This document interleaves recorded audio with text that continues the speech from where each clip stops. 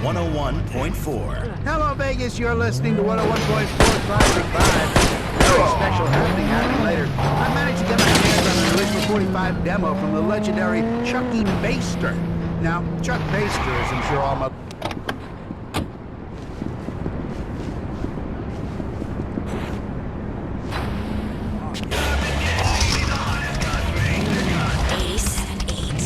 Hey, rockers.